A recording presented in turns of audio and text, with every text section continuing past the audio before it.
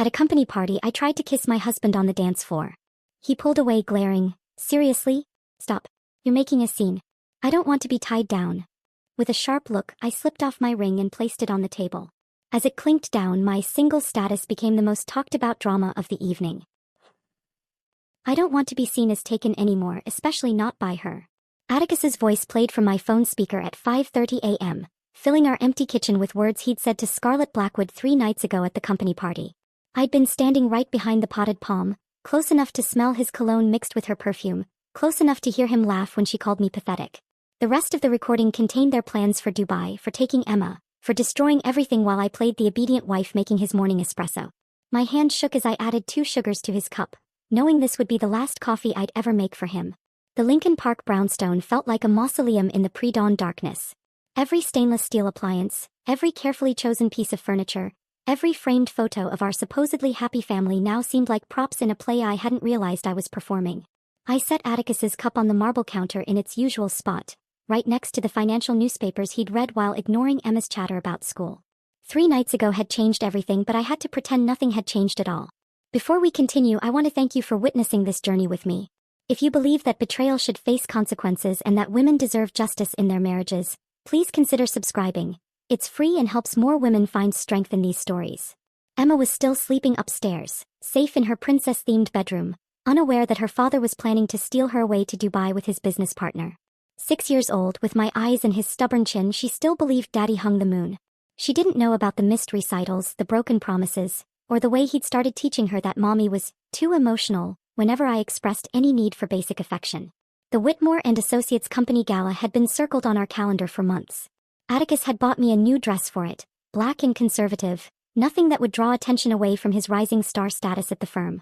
I'd spent hours getting ready that night, hoping maybe the formal setting would remind him of our wedding reception 8 years ago, back when he'd held me close on the dance floor and whispered that I was his entire world.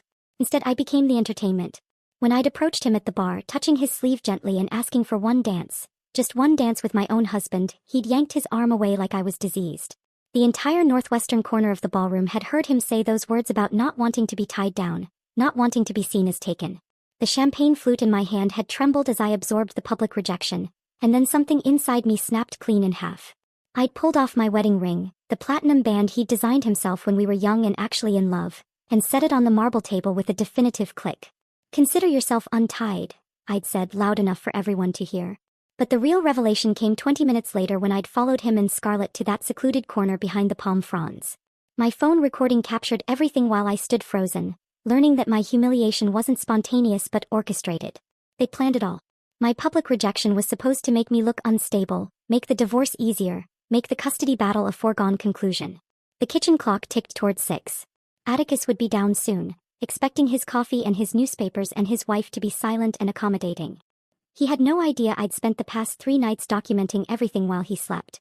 The secret LLC accounts I'd found on his laptop. The emails with Scarlett dating back 8 months. The video folder labeled Insurance, containing edited clips of me at my worst moments, carefully curated to paint me as an unfit mother. Through the kitchen window, I could see Mrs. Patterson walking her ancient poodle. She waved and I waved back, wondering if she'd noticed the moving truck I'd scheduled for next week. The entire neighborhood thought we were the perfect couple. Atticus Hawthorne, the brilliant financial advisor, and his devoted wife Luna, who'd given up her own career to support his ambitions. They didn't see the nights I'd slept on the far edge of our California king bed, close enough to feel his warmth but separated by an Arctic silence. My phone buzzed with a text from Sophia Winters, my only real friend in this gilded cage of a life. "Are you okay? Can't stop thinking about what happened at the party." I typed back, "Getting better. Have coffee later." She responded immediately despite the early hour. "Name the time. I'll clear my surgery schedule if needed." 3 days before the gala, I'd attended the Children's Hospital charity luncheon alone again. Atticus had promised to meet me there, had sworn he'd make it this time. His empty chair beside me became the topic of whispered conversation among the other wives. I'd lied smoothly about an emergency client meeting while my phone showed his location at a downtown restaurant. With Scarlett, of course. Eleanor, his mother, had called during dessert to remind me that appearances matter more than feelings in our social circle. She'd known. The whole family had known what he was planning, and they'd all chosen his side before I even knew there were sides to choose. The coffee machine beeped, pulling me back to the present. Atticus's espresso was getting cold. Good. Let him drink it cold. Let him taste something bitter for once. Footsteps on the stairs.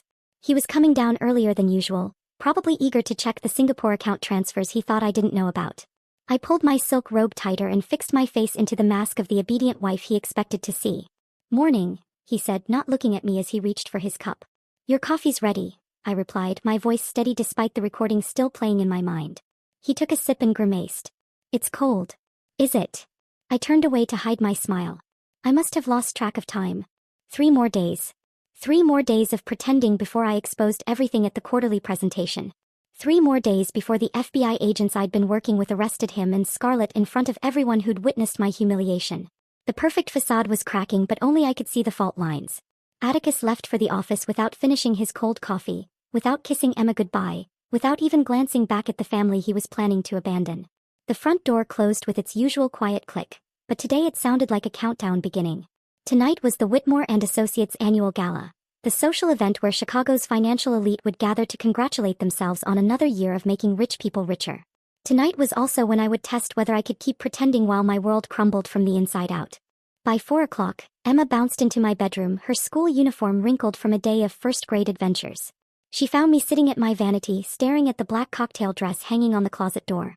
Atticus had given it to me 2 Christmases ago, back when he still pretended to care what I wore, back when his gifts came with kisses instead of expectations. "You look pretty, Mommy," Emma said, climbing onto my lap.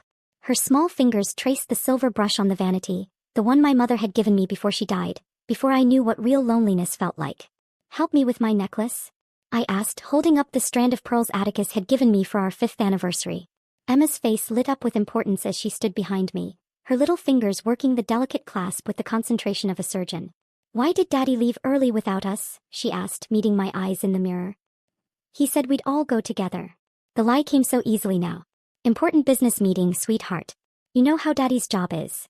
I sprayed the perfume he once claimed drove him wild, though these days he barely noticed if I was in the room.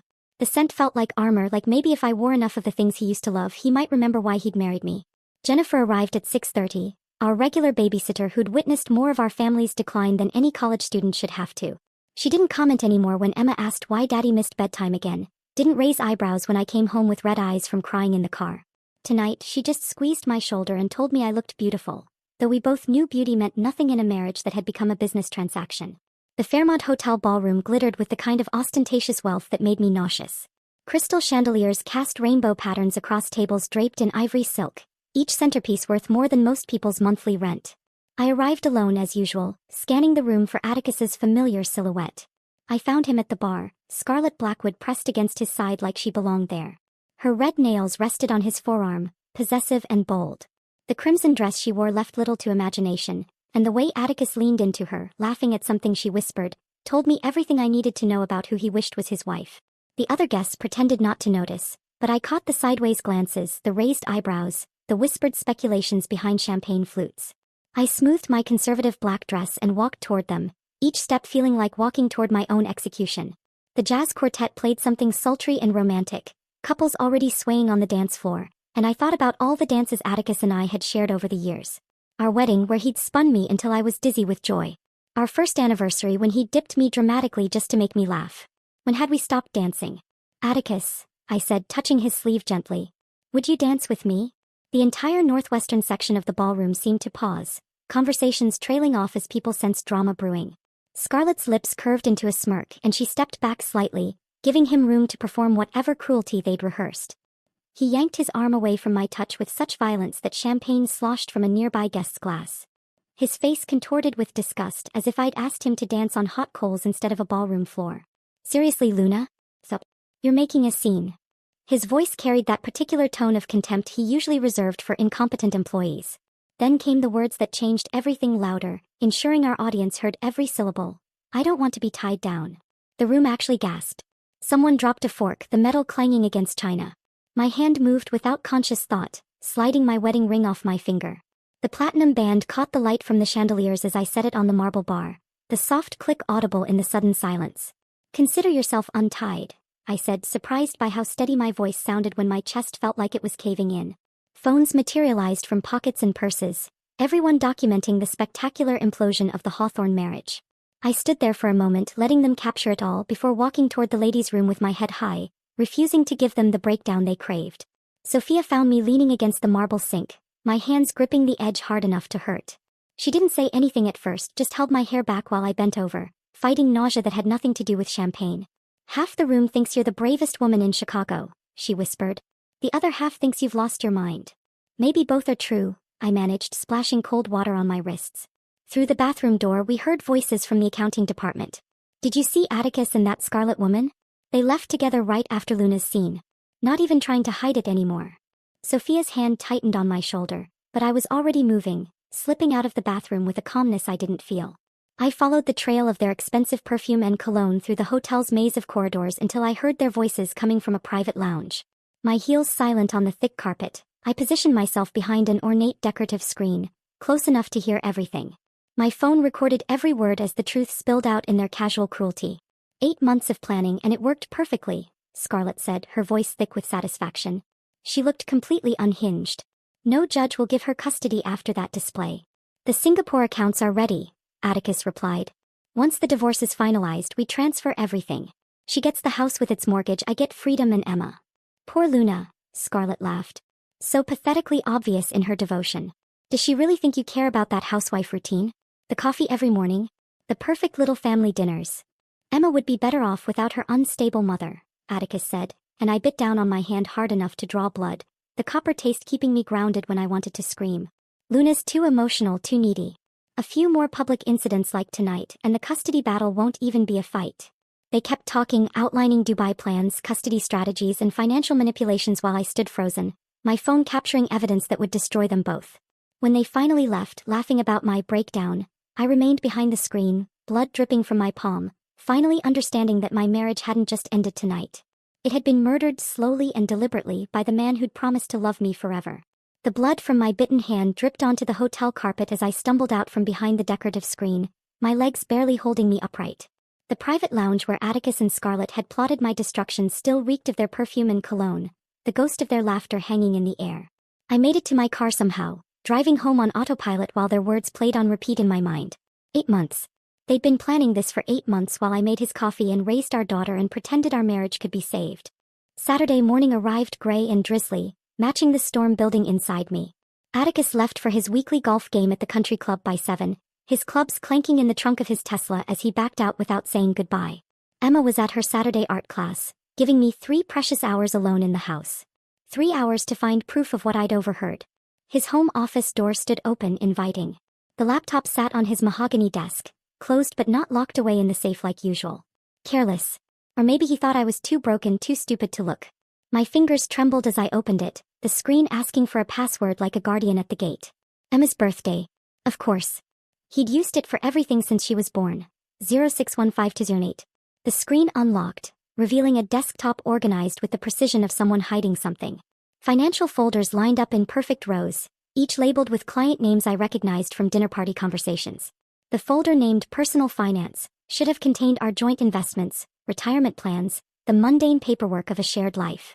Instead, I found a labyrinth of LLC documents, offshore account statements, and Excel spreadsheets that made my stomach turn. 3 years. For 3 years he'd been siphoning money from elderly clients at Whitmore and Associates, hiding it in Singapore and Cayman Island accounts under shell company names. Mrs. Rothstein's retirement fund, the one she'd entrusted to Atticus after her husband died, showed a balance of 0.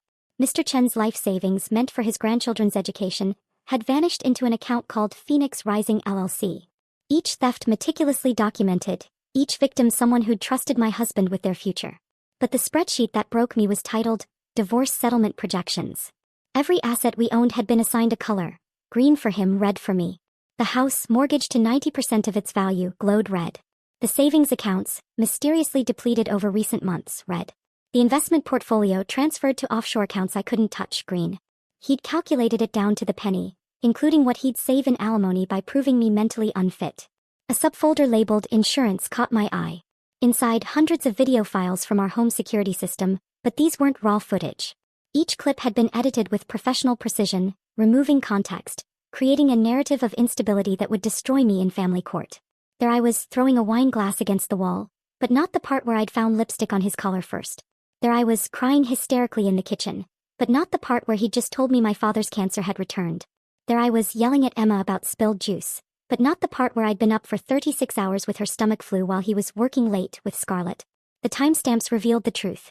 He'd been collecting these moments for over a year, deliberately provoking arguments when the cameras were positioned just right, pushing every button he'd learned in 8 years of marriage. The night he'd accidentally broken my mother's china, the only thing I had left of her, he'd positioned himself perfectly out of frame while capturing my devastated reaction. I copied everything onto a flash drive, then another, then emailed it all to a new account he didn't know existed. My hands moved mechanically while my mind reeled from the calculated cruelty of it all.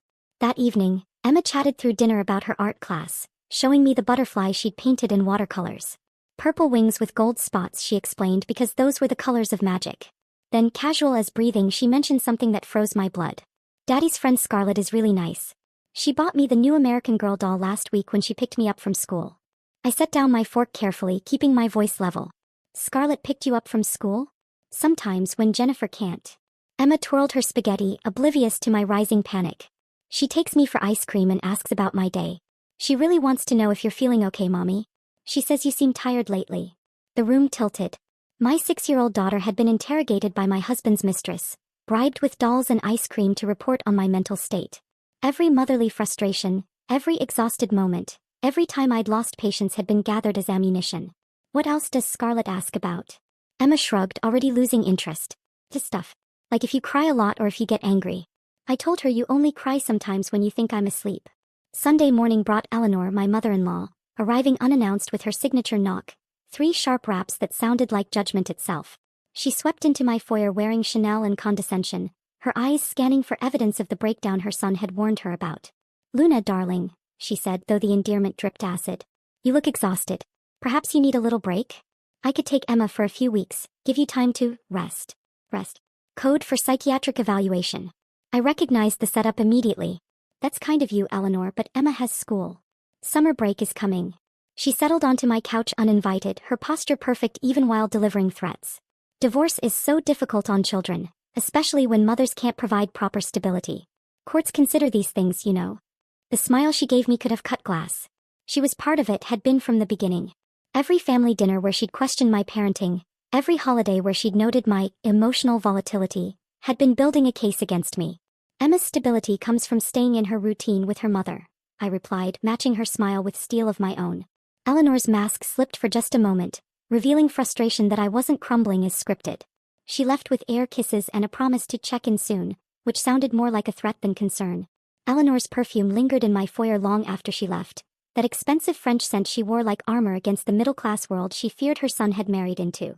I stood at the window watching her Mercedes disappear down our tree-lined street, knowing she would report back to Atticus that I seemed unstable but hadn't broken yet. They needed me to shatter completely, publicly, undeniably. What they didn't know was that I had already started building my own army. Monday morning brought rain that turned Chicago into a gray watercolor painting. Emma left for school in her yellow raincoat, splashing through puddles while the bus driver waited patiently. I waved from the doorway like any normal mother, then went inside to check my LinkedIn messages on the laptop I'd hidden in the laundry room, the one place Atticus would never look. A new message waited in my inbox, the sender's name making my breath catch, Victoria Ashford. The profile photo showed a woman with sharp cheekbones and eyes that could cut glass.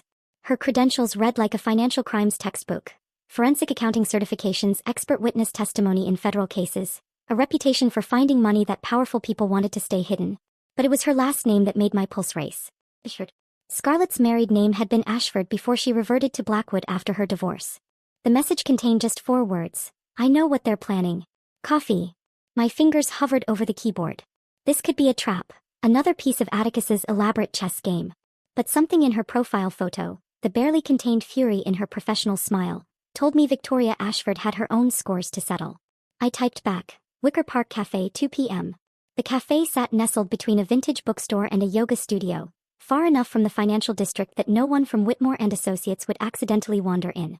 I arrived 20 minutes early, choosing a corner table with clear sight lines to both exits. Old habits from a marriage built on lies. Always know your escape routes. Victoria Ashford walked in at exactly 2 o'clock, moving with the controlled precision of someone who had learned to channel rage into purpose. She wore a charcoal pantsuit that meant business, her dark hair pulled back in a bun that looked like it could withstand a hurricane. Without greeting or pleasantry, she sat across from me and slid a flash drive across the table. Scarlett destroyed my brother, she said, her voice low and steady. Drained his accounts, planted evidence of affairs that never happened, convinced a judge he was unstable. She took his children, his home, his reputation. By the time she was done, David had nothing left but debt and a supervised visitation schedule that treats him like a criminal. She paused, letting the weight of her words settle between us. When I heard she was working her magic on your husband, I started investigating. What I found goes beyond marital destruction, Mrs. Hawthorne. Your husband and my former sister-in-law are criminals. The flash drive felt heavy in my palm.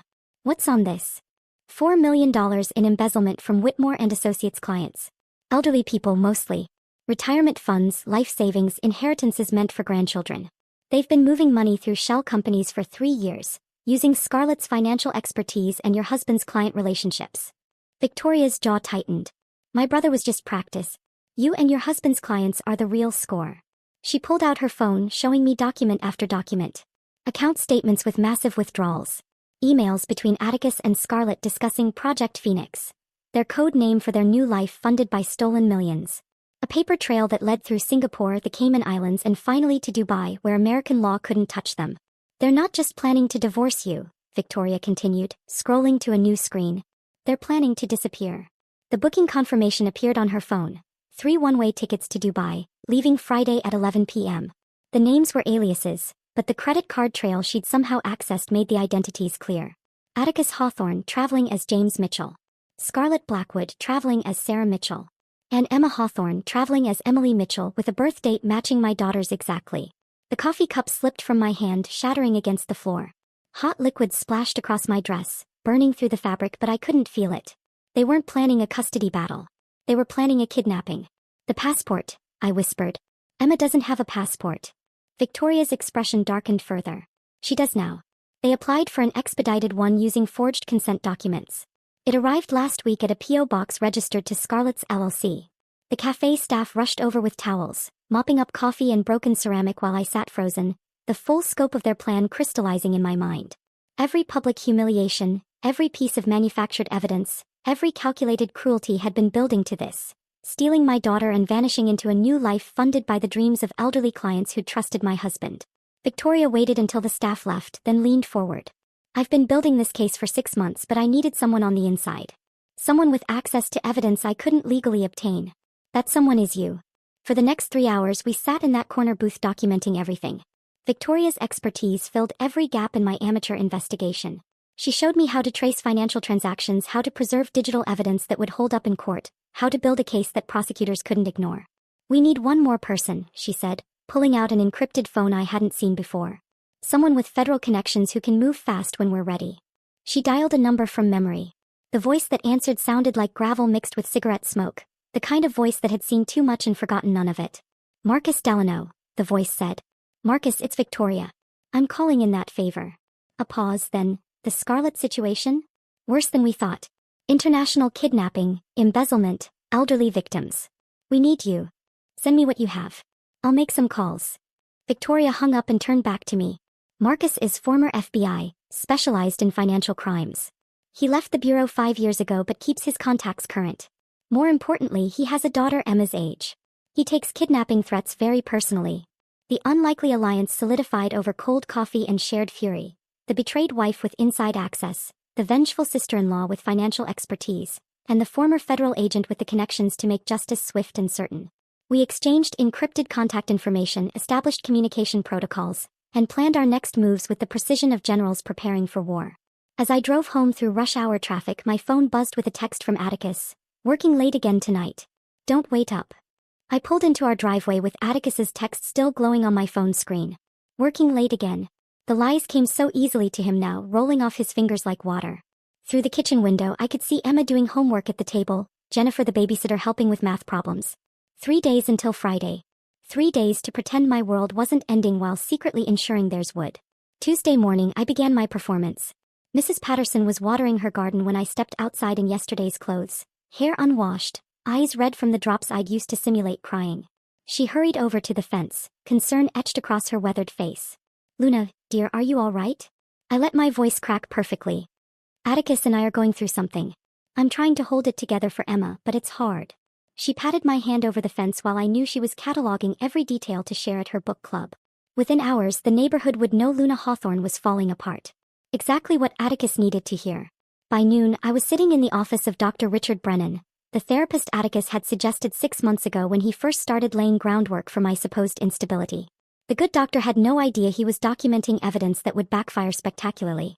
I feel like I'm losing my mind, I told him, letting tears fall strategically. Atticus says I'm too emotional, too needy. Maybe he's right. Maybe I need help. Dr. Brennan scribbled notes while I painted myself as a woman on the edge, knowing these sessions would be subpoenaed, knowing Atticus would think they proved his case. What he wouldn't know until too late was that Marcus Delano had already spoken with the doctor, explaining the situation, ensuring these notes would actually document a woman under systematic emotional abuse rather than one experiencing mental breakdown. That evening, Marcus arrived at our house dressed as a cable technician, complete with van and equipment. Atticus barely glanced at him, too busy on his phone with Scarlett to notice the FBI-grade recording devices being installed in every room. The tiny cameras were invisible unless you knew exactly where to look, and the audio equipment could pick up whispers from across the house. Your husband's home office is wired, Marcus murmured as he pretended to check our internet connection. Living room, kitchen, and the hallway outside Emma's room. Everything feeds to a secure server. Whatever he says, we'll have it. The devices proved their worth immediately. That night, after Emma was asleep, I heard Atticus on a call with Scarlett, his voice carrying clearly through the recording app Marcus had installed on my hidden phone. She called my secretary today about reconciliation, he laughed. Patricia said she sounded desperate, pathetic. The whole office thinks she's having a breakdown. Scarlett's response came through his speakerphone. Perfect. The more unstable she looks, the easier custody will be. How's Emma? I've been preparing her. Telling her mommy's sick, needs help.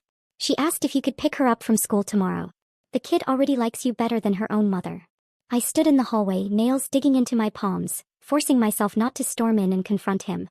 Every word was being recorded, building our case, but hearing him poison my daughter against me felt like swallowing glass.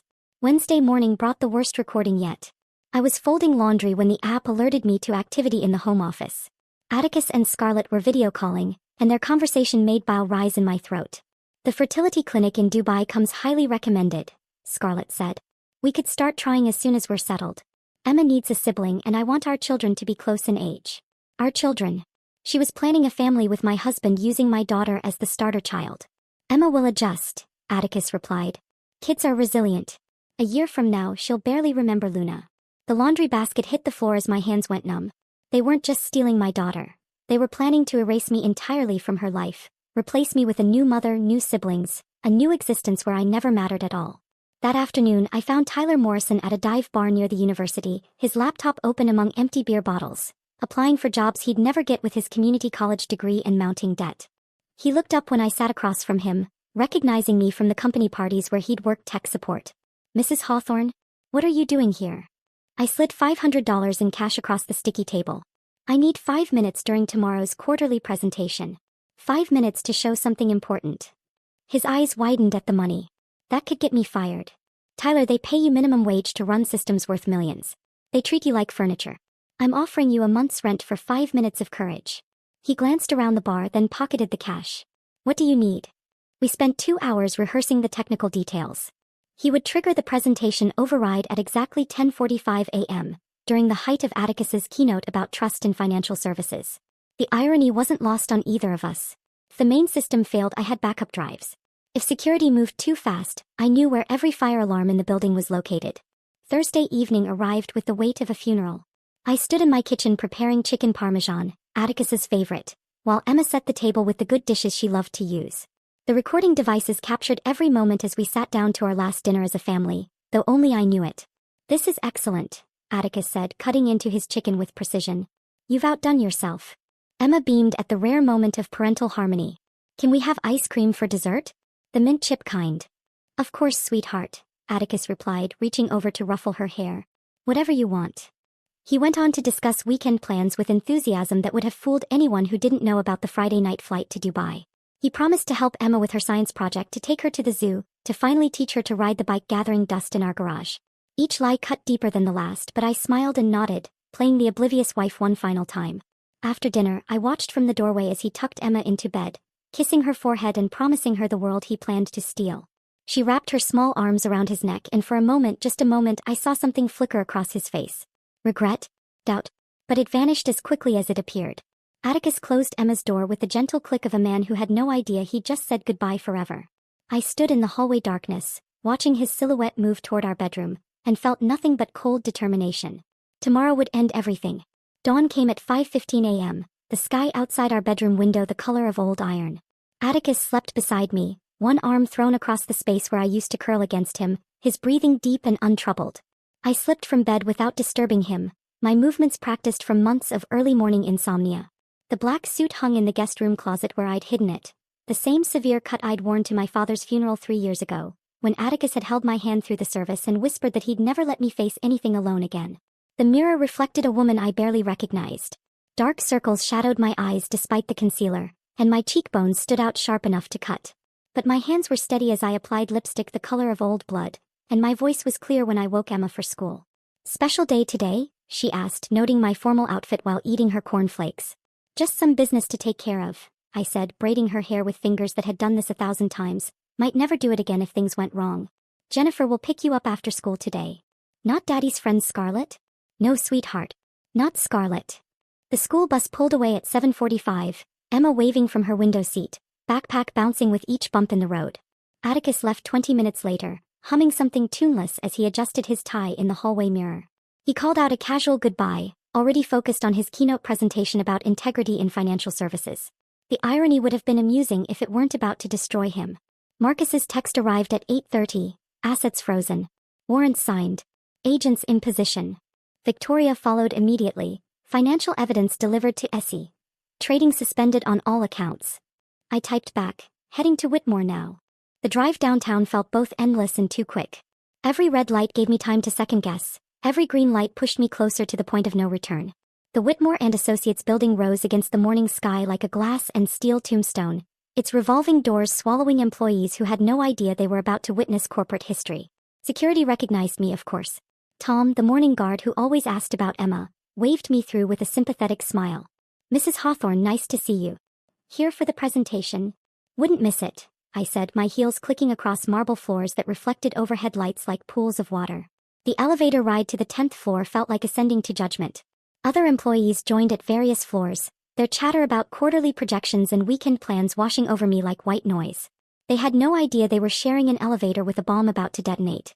Tyler stood at his station outside the main conference room, his hands visibly trembling as he checked credentials on his tablet. Our eyes met for a fraction of a second, long enough for him to nod almost imperceptibly. The USB drive was ready. His finger hovered over the system controls.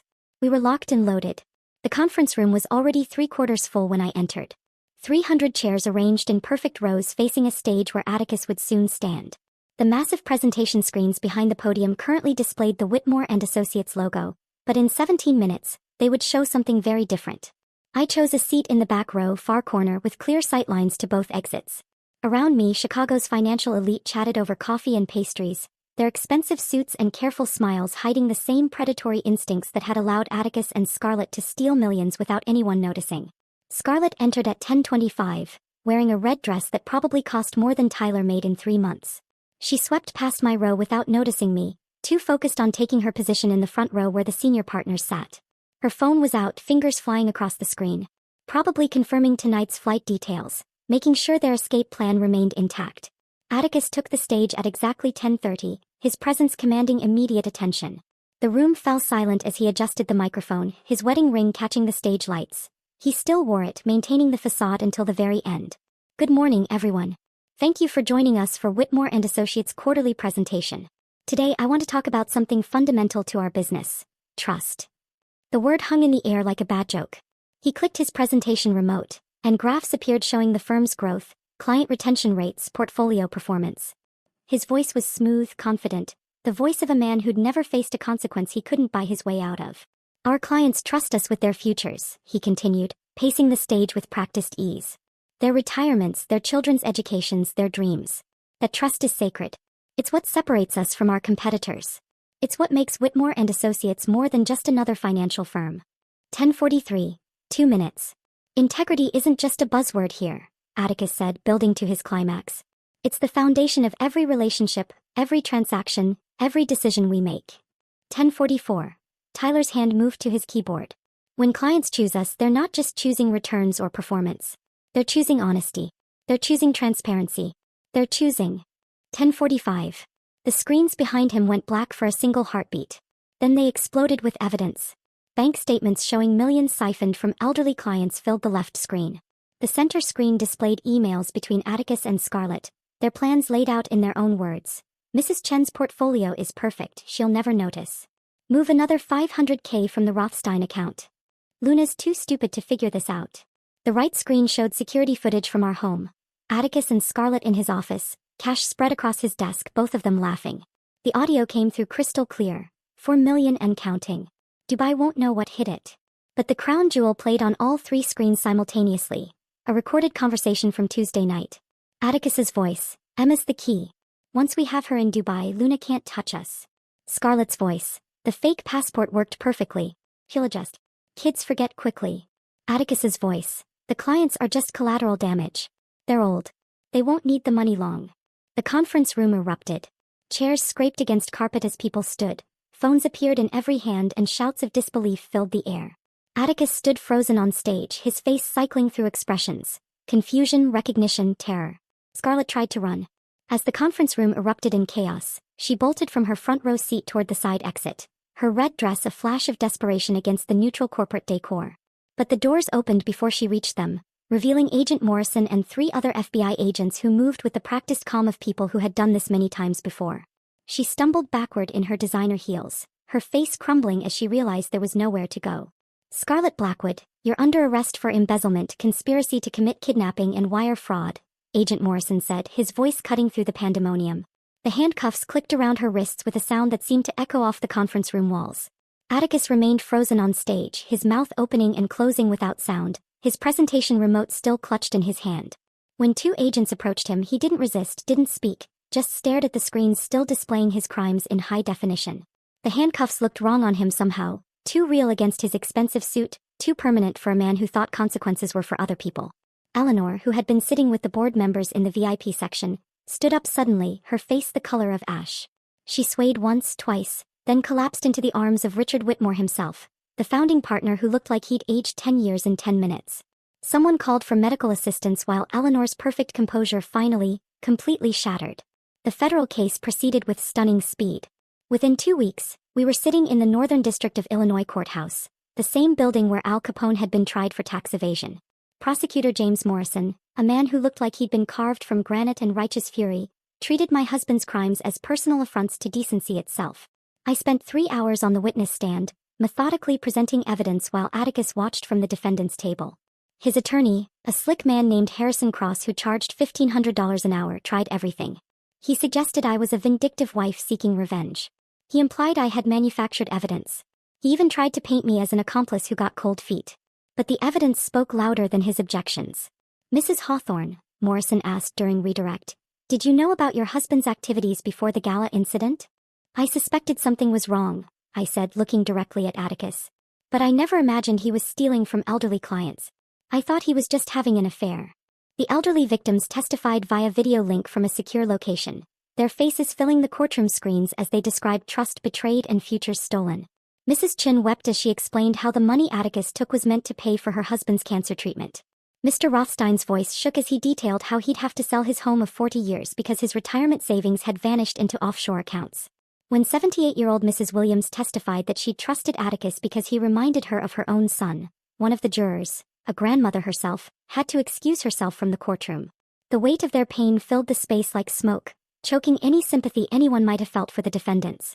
The worst part came when Child Services brought their report about Emma. I sat in a small room adjacent to the courtroom while Dr. Sarah Winters, a specialist in childhood trauma, interviewed my daughter in another room. Through the glass partition, I could see Emma sitting at a child-sized table, drawing pictures while answering questions I couldn't hear. My hands shook for the entire 90 minutes, Victoria beside me offering silent support. When Dr. Winters finally emerged, her expression was professionally neutral but kind. Emma's remarkably resilient, she said, sitting across from me. She's been aware that something was wrong for months. Children often know more than we think. She mentioned that Daddy's friend Scarlett promised her a new life with ponies and beaches, but she didn't want to go without Mommy. Relief flooded through me so fast I felt dizzy. What did she say about Atticus? She's confused about why Daddy did bad things. She asked if he was going to jail because he didn't love her anymore. We've assured her that adult choices aren't her fault, but she'll need ongoing support to process this. The court granted me emergency sole custody that afternoon. The judge, a stern woman named Catherine Morrison, no relation to the prosecutor, didn't mince words. The evidence clearly shows the defendant's plan to abduct this child and flee the country. The father will have no unsupervised contact with the minor child until further review, which given the expected length of incarceration, means effectively never. That night, Emma crawled into my bed for the first time in months. "Is Daddy really a bad man?" she asked, her small voice muffled against my shoulder. I held her close, breathing in the strawberry scent of her shampoo and chose my words carefully.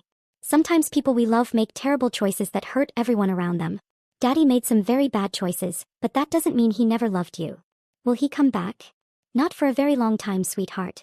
She was quiet for so long I thought she'd fallen asleep. Then in the smallest voice, "Did I make him leave?" "No, baby. Never. This is not your fault. None of this is your fault." The jury deliberated for exactly 3 hours and 17 minutes. I know because I counted every second sitting in the courthouse cafeteria with Victoria and Marcus, drinking coffee that tasted like burnt rubber and trying not to imagine Atticus somehow talking his way out of this. When they called us back, the foreman, a middle-aged man who looked like he fixed cars for a living, stood with the verdict. His voice was steady, certain as he read, "We find the defendant Atticus Hawthorne guilty on all counts."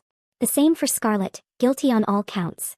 Judge Patricia Thornton, who had presided with the kind of quiet authority that made lawyers nervous, delivered the sentences without emotion. "Mr. Hawthorne, you are hereby sentenced to 12 years in federal prison for embezzlement, wire fraud, and conspiracy to kidnap a minor." Atticus's legs gave out. His lawyer had to help him stay standing. "Ms. Blackwood, you are sentenced to 10 years in federal prison, with permanent revocation of all financial licenses." The judge ordered full restitution to the victims, though everyone knew most of the money had disappeared into accounts that would take years to trace and recover. She also fast-tracked our divorce proceedings, noting that incarceration for federal crimes constituted obvious grounds. Eleanor didn't attend the sentencing. Someone told me later that she'd checked into a private psychiatric facility in Wisconsin, unable to face the destruction of her family's reputation. The Hawthorne name, once synonymous with financial success in Chicago, had become shorthand for greed and betrayal. The divorce papers arrived at my lawyer's office on a Tuesday morning 6 months after the sentencing, signed by Atticus from federal prison with handwriting that looked shaky, defeated. I signed my name with steady hands, feeling nothing but relief as 8 years of marriage dissolved into legal documentation. The Lincoln Park brownstone would stay mine despite the crushing mortgage, and Emma would remain with me without any custody complications. Freedom tasted like bitter coffee in a lawyer's conference room, but it was still freedom. We moved out of the brownstone 2 weeks later. The house had become a mausoleum of bad memories, every room haunted by lies I hadn't seen, betrayals I hadn't suspected. The downtown apartment we moved into was a third of the size, a 2-bedroom rental in a building with thin walls and temperamental elevators. But when Emma ran through the empty rooms that first day, her laughter echoing off bare walls, it already felt more like home than the brownstone ever had. Victoria and I signed the partnership papers for our consulting firm in my new kitchen, using a card table I'd bought at a thrift store as our desk. Hawthorne and Ashford Financial Consulting specialized in one thing: helping women protect their assets during divorce, particularly when financial abuse was involved. Victoria brought her forensic accounting expertise. I brought my hard-won knowledge of how predators hide money and manipulate systems. Our first client came through word of mouth. A pediatrician whose husband, a banker, was hiding assets in cryptocurrency. We found $2 million he'd claimed didn't exist, and suddenly our phones wouldn't stop ringing. Women from across Chicago, then Illinois, then neighboring states, all with the same story. Husbands who thought they were too smart to get caught. Emma adjusted to our new life with the resilience only children possess. Her new school didn't know about the scandal, didn't whisper about her father in federal prison. She made friends who came over for playdates in our small apartment, their parents grateful for a safe place where kids could be kids. The walls became galleries for her artwork. Butterflies and rainbows and the occasional sad picture that reminded me healing wasn't linear. Piano lessons continued, but now with Mrs. Kim from the community center instead of the expensive private instructor Atticus had insisted on. Emma didn't seem to notice the difference, filling our evenings with scales and simple melodies that sounded like hope. Sometimes I'd catch her playing Fur Elise, the piece from her recital Atticus had missed, and she'd stop mid-note, lost in thought. "Do you miss the big house?" I asked her one evening as we ate takeout Chinese at our small dining table, the city lights twinkling through our window like earthbound stars. She considered this while twirling lo mein on her chopsticks. "The big house was lonely. This one is cozy. And you're here more." Her 7th birthday arrived on a Saturday in March, the first birthday without the shadow of Atticus's presence or broken promises. I baked a chocolate cake from a box mix, lopsided and imperfect, decorated with grocery store frosting and candles that wouldn't stand straight. Emma declared it the best cake ever because I made it myself. 12 kids from her class crammed into our apartment, transforming it into cheerful chaos. Sophia arrived with her twins, helping me manage the sugar-fueled mayhem while we watched our children play games that didn't require expensive equipment or elaborate planning. Pin the tail on the donkey using a poster I'd drawn myself. Musical chairs with Emma's playlist. Simple joy that cost almost nothing but meant everything. When Emma blew out her candles, her eyes squeezed tight with concentration, I knew she wasn't wishing for her father's return. Later, she told me she'd wished for a puppy, which seemed like the kind of problem I could actually solve. 3 weeks after the birthday party, I sat at my desk. A real one now, bought secondhand but solid, and wrote Atticus a letter.